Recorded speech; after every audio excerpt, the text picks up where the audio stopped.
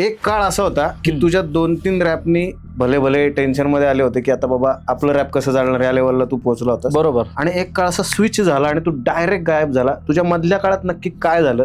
आता ते लोकांना माहितीच नव्हतं की घडलं काय नेमका. ज्या वेळेस मी गाणं टाकलं, माझं पहिलं गाणं रगील, दुसरं गाणं ये धावा, तिसरं गाणं रघुबाई, त्यामध्ये मी संजय दत्तला घेतलं. हे 3 गाणे माझे ऑलरेडी 2 गाणे मी माझे हिट गेले होते. तिसरं गाणं मला टाकायचं होतं अल्बम सोबत. हे माझं 14वं का 15वं गाणं होतं रघुबाई. कुणीतरी केलं लीक म्हणजे डायरेक्टली अपलोड केलं. तू बघू शकतो युट्यूबला आहे, तू कधी पण बघ. 2 वर्ष अगोदर हे गाणं लीक झाले आणि मी पण त्याच दिवशी ते गाणं टाकलं. जसं ते गाणं लीक झालं ना, मला मॅनेजरचा फोन आला. माझ्या मॅनेजरचा नाही, संजय दत्तच्या मॅनेजरचा मला फोन आला. मला म्हणाले की तुम्ही एवढ्या घाणेरड्या शिव्या बिव्या दिल्या गाण्यामध्ये आणि तुम्ही सरांना घेतलं, त्यामध्ये तुम्ही मला सांगितलं का नाही. पण माझ्यासोबत ज्यावेळेस लीक झालं, मला फोन जेव्हा यायला लागले, मी लय येडा झालो. मग मी एवढा चक्रीत होतो, माझ्यासोबत वाले माझे हुडवाले सगळे येडे होते.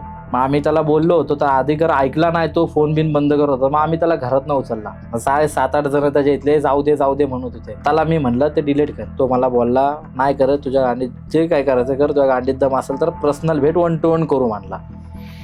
ठीक आहे म्हणलं, आम्ही जातो म्हणलं. मग माझं काय माहिती डोकं काय फिसकलं, त्याने आई बहिणीवर शिव्या दिल्यात.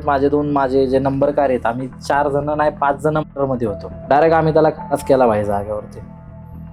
त्याला 1 to 1 कर म्हणलं ना, तिथंच आम्ही डायरेक्ट घातल्या त्याला.